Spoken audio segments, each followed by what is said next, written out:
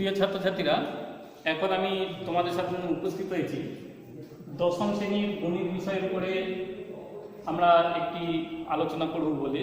আমরা পরিমিতি বিভাগের যে প্রথম যে অধ্যায়টা আছে পরিমিতির, যেটা হলো সমকোণী চৌপল।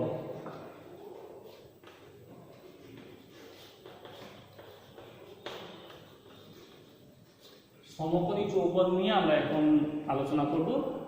প্রথমে আমি কয়েকটা ঘনবস্তুর নাম দিচ্ছি, যেগুলো তোমাদের খুব পরিচিত ঘনবস্তু, তোমরা পরিবেশের চারিদিকে প্রায় দেখে থাকো। প্রথম যেমন কি হচ্ছে হারমোনিয়াম বাক্স,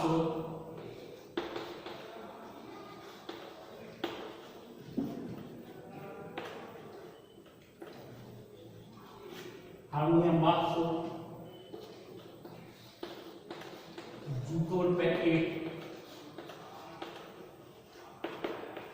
জামার প্যাকেট,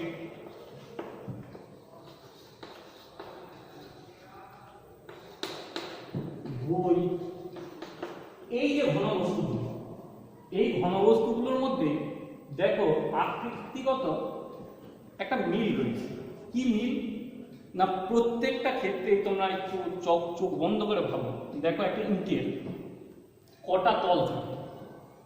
4। মোট তল থাকে 6টা।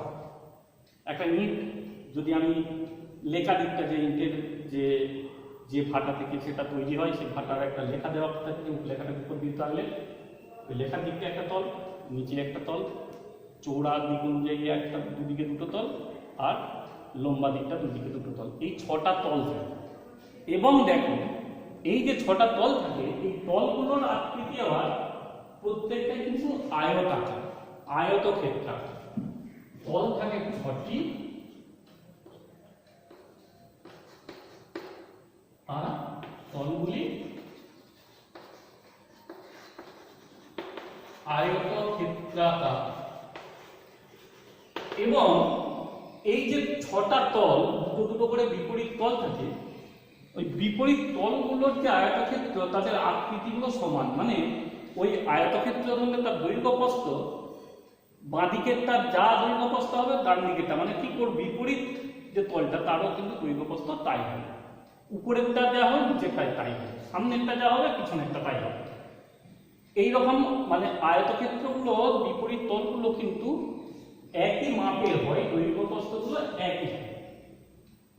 আর কি হয় না, আর হয় সংলগ্ন যে তলগুলো, সেই সংলগ্ন তলগুলো পরস্পরের উপরে লম্ব হয়। সেই রকমই আমি একটি যে বস্তু, ঘনবস্তু আমি তোমাদের সামনে হাজির করব।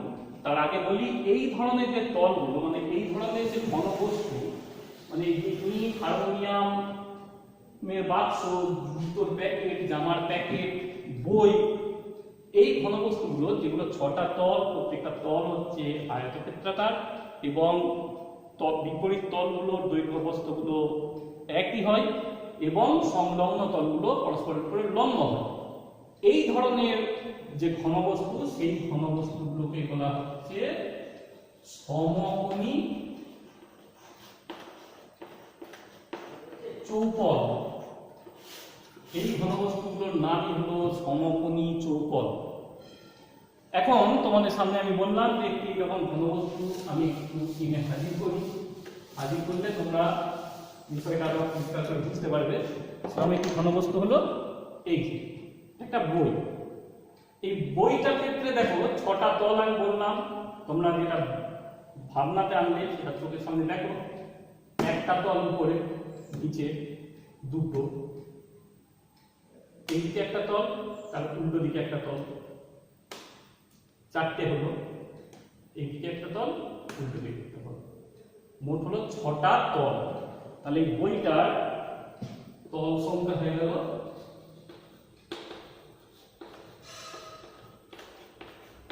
6টা।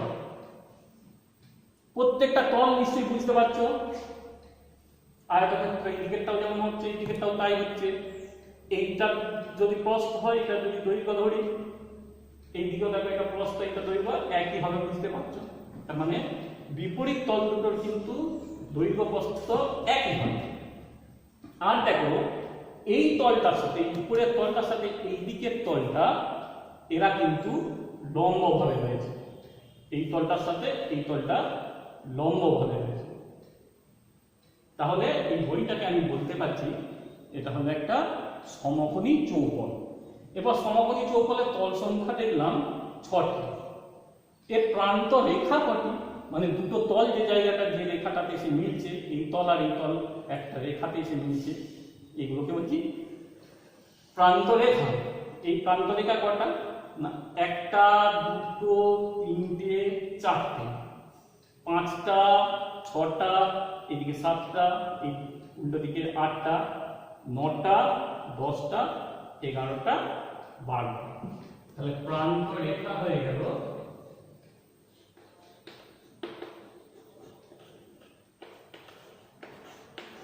12টা। আর কৌণিক বিন্দু বা শীর্ষবিন্দু কটা, যেখানে তলগুলো এসে বা কৌণিক যে প্রান্ত রেখাগুলো এসে একটা জায়গায় এসে 3টে করে মিট করছে, সেইখানে হচ্ছে একটা শীর্ষবিন্দু। সেই শীর্ষবিন্দু কটা 1টা 2টো 3টে 4টে, নিচেতে 5টা 6টা 7টা 8টা, এগুলো হলো শীর্ষবিন্দু।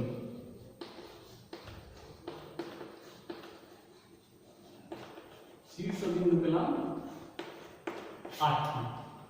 তাহলে এই হলো আমাদের সমকোণী চৌকোণের ক্ষেত্রে তল সংখ্যা 6টি, প্রান্ত রেখা 12টি এবং শীর্ষবিন্দুর সংখ্যা 8টি। এখন দেখো, আমি যদি এই সমকোণী চৌকোণটাকে আমি হাতটাকে ধরছি, এটা হলো আমার ভূমি, যে আমাদের যে পৃথিবীর যে ভূমিটা রয়েছে তার উপরে বইটা আমি রেখেছি, সমকোণী চৌকোণটা রেখেছি। এই ভূমিটার উপরে যে তলটা রয়েছে সেইটাকে বলছি সমকোণী চৌকোণের ভূমি। সেই ভূমির যে লম্বা দিকটা এইটাকে বলছি দৈর্ঘ্য। এটাকে বললাম দৈর্ঘ্য। আর এই চৌড়া দিকটা যেটা, সেইটাকে বলছি প্রস্থ সমকোণী চৌকোণের। আর এই বইটা বা সমকোণী চৌকোণটা যতটা উঁচু, উপর দিয়ে যতটা উঠেছে এই মাপ, সেইটাকে বলছি উচ্চতা। এই দৈর্ঘ্য, প্রস্থ এবং উচ্চতা, এই তিনটাকে বলা হয় সমকোণী চৌকোণের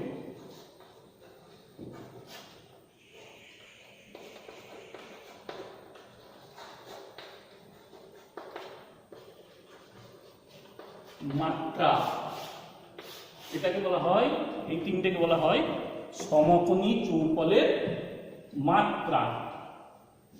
এখন আমরা এই সমকোণী চৌকোণের বিভিন্ন বিষয়, বিভিন্ন যে সূত্র, আমরা সেগুলো তৈরি করবার চেষ্টা করব এবং জানব।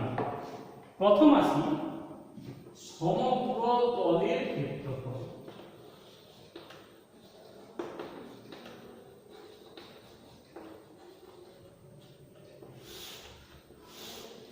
সমগ্র তল মানে এই বইটার যে এই তল, এই তল, এই তল, এই তল, এই তল, এই তল, এই যে 6টা তল, এই 6টা তলের মোট ক্ষেত্রফলটা কত সেইটা।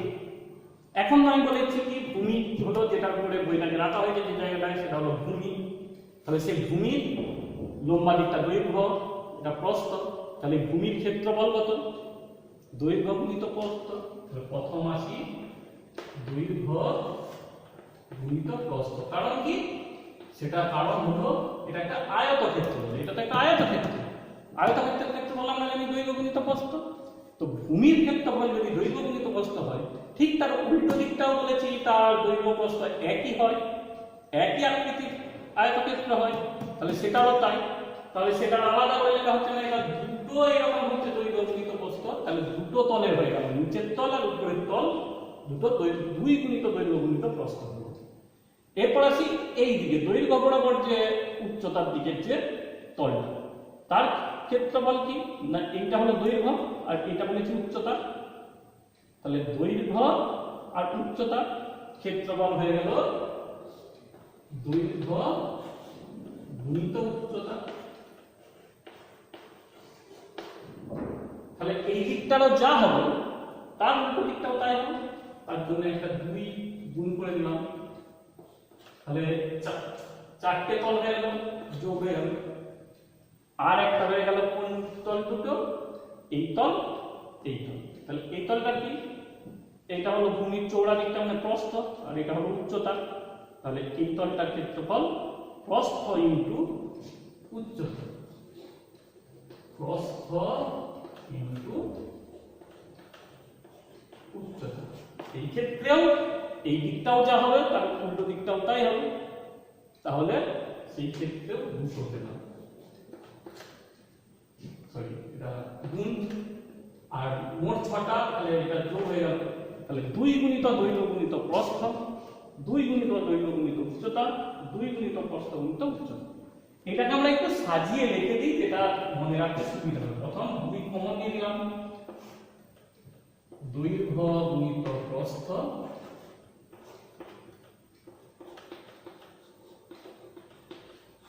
তারপরে আনছি প্রস্থ গুণিত উচ্চতা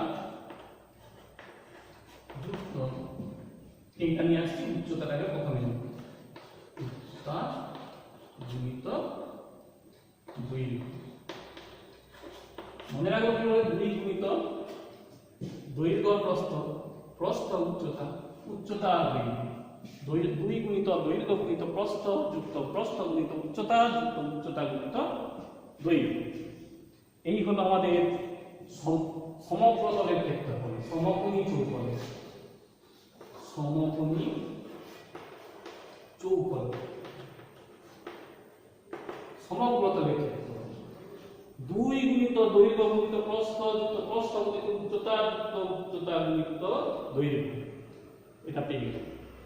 এরপর নিশ্চয়ই বুঝতে পারছো, যদি দৈর্ঘ্য প্রস্থ উচ্চতা এগুলো মিটার দিয়ে একক দেওয়া থাকে, আর এটাতে একটা ক্ষেত্রফল, 6টা তলের ক্ষেত্রফল, তাহলে তার এককটা হবে বর্গ মিটার। দৈর্ঘ্য প্রস্থ উচ্চতা যদি মিটার দেওয়া থাকে, সমগ্রতলের ক্ষেত্রফলের এককটা হবে বর্গ মিটার। যদি সমগ্রতলের যে দৈর্ঘ্য প্রস্থ উচ্চতা সেমি দেওয়া থাকে, তাহলে বর্গ সেমি। এই হলো আমাদের সমকোণী চৌকোণের সমগ্রতলের ক্ষেত্রফলের সূত্র। এবার আসি সমকোণী চৌকোণের 4 দেওয়ালের ক্ষেত্রফল, 4 দেওয়ালের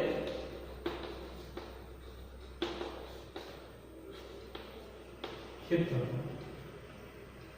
তাহলে দেখো আমরা যেটা পেয়েছিলাম, আরেকবার লিখি, আমরা যেটা পেয়েছিলাম 4 দেওয়াল, এটা যদি একটা ঘর, এটা হলো মেঝে, একটা ছাদ, এটা হলো 4টে দেওয়াল, তাহলে মেঝে আর ছাদ বাদ, 4 দেওয়ালে তো মেঝে আর ছাদ আছে না, সেটা বাদ। মেঝের ক্ষেত্রফল দৈর্ঘ্য গুণিত প্রস্থ, ছাদটা মানে ভূমি, আর ছাদটা হলো তার বিপরীত তল, সেটা দৈর্ঘ্য গুণিত প্রস্থ। তাহলে 2 গুণিত দৈর্ঘ্য গুণিত প্রস্থটা বাদ চলে গেল, পড়ে রইল কি না 2 গুণিত মানে এই যে তলটা, দৈর্ঘ্য গুণিত উচ্চতা, দুটোর জন্য 2 গুণিত দৈর্ঘ্য গুণিত উচ্চতা যুক্ত এই দুটো তলের ক্ষেত্রফল, প্রস্থ গুণিত উচ্চতা, এই দিকটাও প্রস্থ গুণিত উচ্চতা, তাহলে 2 গুণিত প্রস্থ গুণিত উচ্চতা। এইখান থেকে দেখি 2 আর উচ্চতা কমন যাচ্ছে, আমি গোড়াতে 2 কমন নিচ্ছি, দিয়ে উচ্চতা বাদে যেটা করে থাকছে দৈর্ঘ্য যুক্ত প্রস্থ গুণিত উচ্চতা। 4 দেওয়ালের ক্ষেত্রফল 2 গুণিত দৈর্ঘ্য যুক্ত প্রস্থ গুণিত উচ্চতা। আবার দেখো আরেকটু যদি আমি বলি, 2 গুণিত দৈর্ঘ্য যুক্ত প্রস্থ হচ্ছে আয়তক্ষেত্রের পরিসীমা, মানে এখানে ভূমির পরিসীমা, তার মানে ভূমির পরিসীমা গুণিত উচ্চতা, 2 গুণিত দৈর্ঘ্য যুক্ত প্রস্থ গুণিত উচ্চতা। এই হলো আমাদের 4 দেওয়ালের ক্ষেত্রফল। এরপরে আসি কর্ণের দৈর্ঘ্য। সমকোণী চৌবলের কর্ণের দৈর্ঘ্য। কর্ণ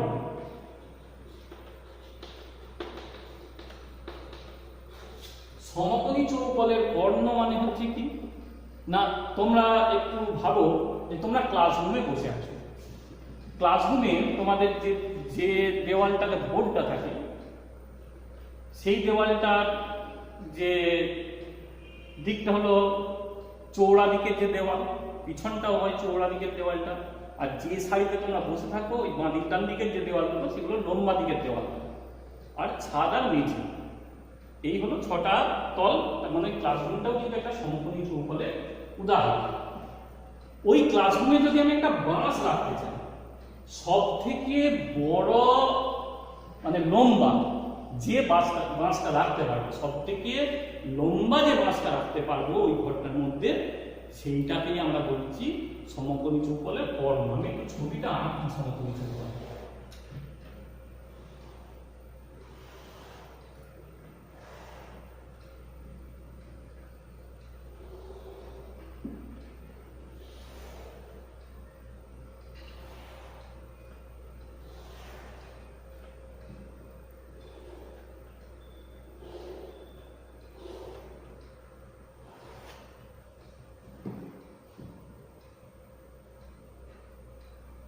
এই যে আমাদের একটা পেলাম সমকোণী চৌবলের। এই সমকোণী চৌবলের ক্ষেত্রে দেখো, আমি যদি এইখান থেকে এইখান পর্যন্ত একটা বাঁশ রাখতে চাই, এই যে দৈর্ঘ্যটা A B C D F জি,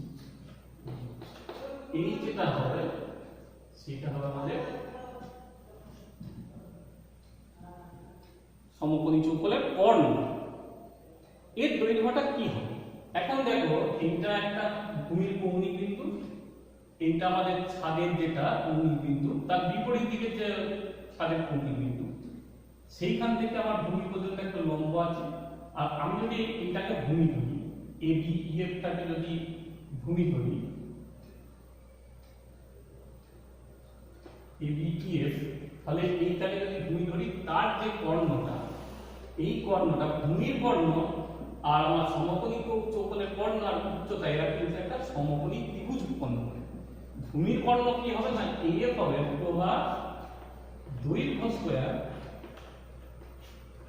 যুক্ত প্রস্থ স্কয়ার। আমরা জানি ভূমিটা একটা আয়তক্ষেত্র, যার দৈর্ঘ্য প্রস্থ রয়েছে, দৈর্ঘ্য আর প্রস্থ আয়তক্ষেত্রটা, তাহলে তার কর্ণ হয় বা দৈর্ঘ্য স্কয়ার যুক্ত প্রস্থ স্কয়ার। আর এইটা আমাদের উচ্চতা, যেটা আমাদের এই যে সমকোণী ত্রিভুজটা AFG, সেই সমকোণী ত্রিভুজটার লম্ব আর ভূমি আমাকে বের করতে হবে অতিভুজটা AG, যেটা হবে সমকোণী চৌবলের কর্ণ। তাহলে অতিভুজ কি হয়, দৈর্ঘ্য স্কয়ার যুক্ত প্রস্থ স্কয়ার বা লম্ব স্কয়ার প্লাস ভূমি স্কয়ার, তার মানে AG স্কয়ার বা সমকোণী চৌবলের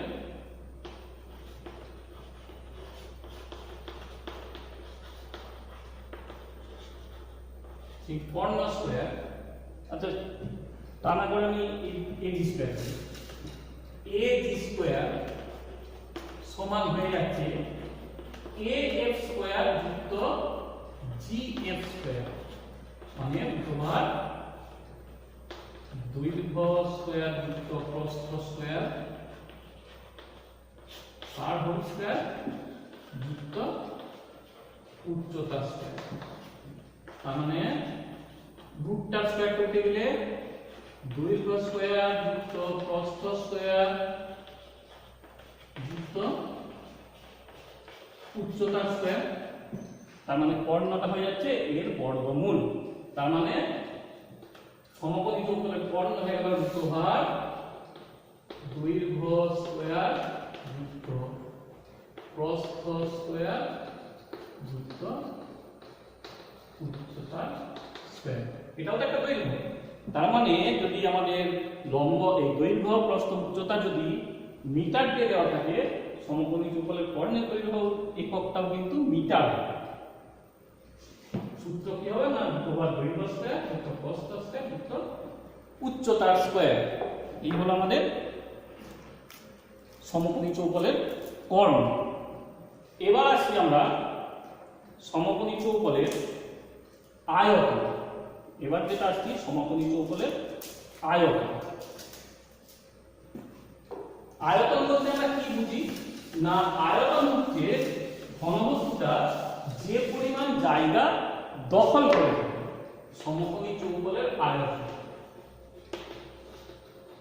যে পরিমাণ জায়গা দখল করে আছে। প্রথমে দেখো আমার যে ভূমিতলটা রয়েছে তার ক্ষেত্রফল ছিল দৈর্ঘ্য গুণিত প্রস্থ, দৈর্ঘ্য গুণিত প্রস্থ। এবার দেখো এইখানে যে এই যে রয়েছে শুধু মোলারটা আছে, শুধু মোলারটা রয়েছে একদম পাতলা। একটা একটা করে পাতা যখন জুড়তে থাকবো আমি, যখনই একটা করে পাতা দেবো এই জায়গাটা কিন্তু আস্তে আস্তে করে মোটা হতে শুরু করছে। এটা যত পাতা দেবো তত মোটা হচ্ছে, যত পাতা দেবো তত এখানটা মোটা হতে হতে হতে হতে সব পাতাগুলো দিয়ে দিলে আমার উচ্চতার সমান মোটা হয়ে যাচ্ছে। তাহলে যত পাতা দিচ্ছি ও কিন্তু তত বেশি জায়গা দখল করছে এই সমকোণী চৌকোণটা। উচ্চতা দিলে এই ভূমির সঙ্গে এই ভূমির তলটা যেটা ক্ষেত্রফল তার সঙ্গে উচ্চতাটা পরিমাণ উঁচু জায়গাটা দখল করছে। তাই আয়তনের সূত্র হবে ভূমিতলের যে ক্ষেত্রফল মানে দৈর্ঘ্য গুণিত প্রস্থ তার সাথে গুণ হবে উচ্চতা। দৈর্ঘ্য গুণিত প্রস্থ গুণিত উচ্চতা, এইটাই হয় সমকোণী চৌকোণের আয়তন। এর একক কি হবে না, দৈর্ঘ্য প্রস্থ উচ্চতা যদি মিটার হয় এখানে 3টে মিটার গুণ হচ্ছে, তাই আয়তনের একক কিন্তু হবে ঘন মিটার। দৈর্ঘ্য প্রস্থ উচ্চতা যদি সেমি হয় তাহলে আয়তনের একক হবে ঘন সেমি। তাহলে আমি আর একবার দেখিয়ে দিই সমকোণী চৌকোণের আমরা যে সূত্রগুলো পেলাম একটু মনে করি। 1 নম্বরে পেয়েছি সমকোণী চৌকোণের সমগ্র তলের ক্ষেত্রফল 2 গুণিত দৈর্ঘ্য গুণিত প্রস্থ যুক্ত প্রস্থ গুণিত উচ্চতা যুক্ত উচ্চতা গুণিত দৈর্ঘ্য। 2 নম্বরে পেলাম 4 দেওয়ালের ক্ষেত্রফল, সেটা পেলাম কি না 2 গুণিত দৈর্ঘ্য যুক্ত প্রস্থ গুণিত উচ্চতা। 3 নম্বরে পেয়েছিলাম সমকোণী চৌকোণের কর্ণ কি পেয়েছিলাম না 2/2 দৈর্ঘ্য স্কয়ার যুক্ত প্রস্থ স্কয়ার যুক্ত উচ্চতার স্কয়ার। আর 4 নম্বরে পেয়েছিলাম সমকোণী চৌকোণের আয়তন দৈর্ঘ্য গুণিত প্রস্থ গুণিত উচ্চতা। এই সূত্রগুলো আমরা সমকোণী চৌকোণের ক্ষেত্রে পেয়েছি। আমরা যেটা ক্ষেত্রফল পেয়েছি মানে সমগ্রতলের ক্ষেত্রফল বা 4 দেওয়ালের ক্ষেত্রফল, সেই ক্ষেত্রে দৈর্ঘ্য প্রস্থ উচ্চতা যদি মিটার একক হয় তাহলে বর্গ মিটার হবে, কর্ণের দৈর্ঘ্য মিটারই হবে, আর আয়তন কিন্তু ঘন মিটার হবে। এবার আমরা আসছি যে সমকোণী চৌকোণ বললাম তার দৈর্ঘ্য প্রস্থ উচ্চতা মানে সাধারণভাবে সেই দৈর্ঘ্যগুলো আলাদা হয়। এবার যদি দৈর্ঘ্য প্রস্থ উচ্চতা সবাই একই হয়ে যায়, সমান সমান হয়ে যায় দৈর্ঘ্য প্রস্থ উচ্চতা মান, তাহলে সেই ক্ষেত্রে সেটাকে কি বলবো, সেই আকৃতিটার একটা বিশেষ নাম আছে। সেই বিশেষ নামটা হলো ঘনক। যখন একটা সমকোণী চৌপথের দৈর্ঘ্য প্রস্থ উচ্চতা সবগুলোই সমান হবে, সেইটাকে বলা হয় ঘনক। সেই ক্ষেত্রে আমরা দৈর্ঘ্য প্রস্থ উচ্চতা আলাদা করে ব্যবহার করব না, দৈর্ঘ্য প্রস্থ উচ্চতার জায়গায় আমরা ব্যবহার করব কি না বাহু। বাহু উদাহরণ কি, যেমন লুডোর ছক্কা। লুডোর ছক্কার ক্ষেত্রে দেখেছো তার প্রত্যেকটা তলই বর্গাকার, প্রত্যেকটা তল বর্গাকার, মানে বাহুগুলো সমান, উচ্চতাটাও সমান। এই লুডোর ছক্কা হলো একটা ঘনকের উদাহরণ। সেই ক্ষেত্রে আমরা দৈর্ঘ্য প্রস্থ উচ্চতার কথাটা ব্যবহার না করে আমরা ব্যবহার করছি কি না, সেটা হলো বাহু। তাহলে বাহু হিসেবে ব্যবহার করলে আমরা এই সূত্রগুলো যা পাবো সেটাই হবে ঘনকের ক্ষেত্রে। তার মানে দেখো প্রথম আসি 1 নম্বরে আমি ঘনকের ক্ষেত্রে, ঘনকের সমগ্র তলের ক্ষেত্রফল, তাহলে 2 গুণিত বাহু গুণিত বাহু মানে বাহু স্কয়ার, বাহু গুণিত বাহু বাহু স্কয়ার, বাহু গুণিত বাহু বাহু স্কয়ার, 3টে বাহু স্কয়ার, তাহলে 3 বাহু স্কয়ার হলো, তার সঙ্গে 2 গুণ আছে, মানে 6 ইনটু বাহু স্কয়ার। তাহলে ঘনকের সমগ্র তলের ক্ষেত্রফল হয়ে গেল 6 গুণিত বাহু স্কয়ার। এই হলো আমাদের ঘনকের সমগ্র তলের ক্ষেত্রফল। এবার আসি 4 দেওয়ালের ক্ষেত্রফল। 4 দেওয়ালের ক্ষেত্রফল আর ঘনকের ক্ষেত্রে আলাদা করে না বললেও হয়, বললেও হয়। বাহু যুক্ত বাহু মানে 2 গুণিত বাহু 2, তাহলে 4 গুণিত বাহু, তার সঙ্গে আরেকটা বাহু গুণ 4 গুণিত বাহু স্কয়ার। তার মানে কি 4 দেওয়ালের ক্ষেত্রফল মানে 4টে বর্গক্ষেত্র, 4টে বর্গাকার তল, যার প্রত্যেকটা তলের ক্ষেত্রফল বাহু গুণিত বাহু বাহু স্কয়ার। তাহলে 4 গুণিত বাহু স্কয়ার, তাহলে সেটা আমি আর লিখছি না। এবার আসি কর্ণ। 2 নম্বর ঘনকের কর্ণের দৈর্ঘ্য, কর্ণের দৈর্ঘ্য বাহু স্কয়ার তো বাহু স্কয়ার তো বাহু স্কয়ার, 3টে বাহু স্কয়ারের যোগ, তার মানে 3 বাহু স্কয়ার তার রুট। তাহলে বাহু স্কয়ারের বর্গমূল করলে বাহু হয়ে যায়, 3 এর বর্গমূল তো আর আমি পারফেক্ট স্কয়ার নয়, পূর্ণবর্গ নয়, তার মানে √3 রেখে দিতে হবে। তাহলে √3 গুণিত বাহু,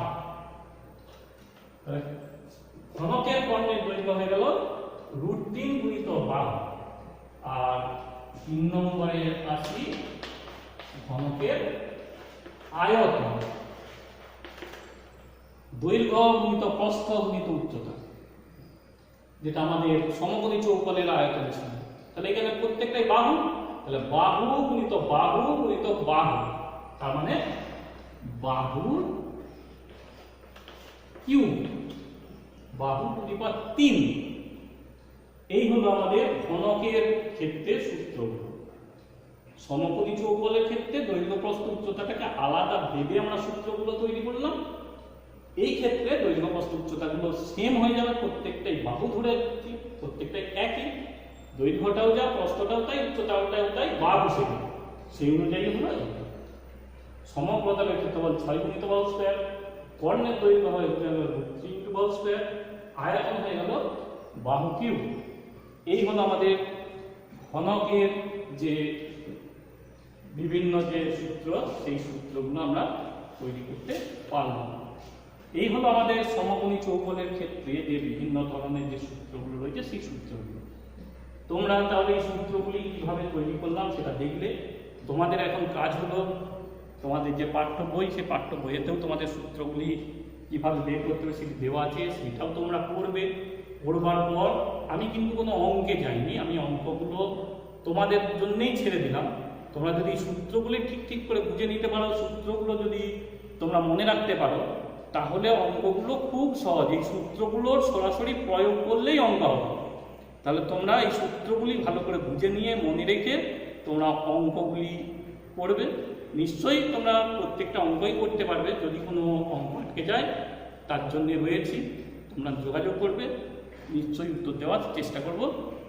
ধন্যবাদ সকলকে। আমি তাহলে আজকে সমকোণী চৌপদের পাঠ এখানেই শেষ করছি।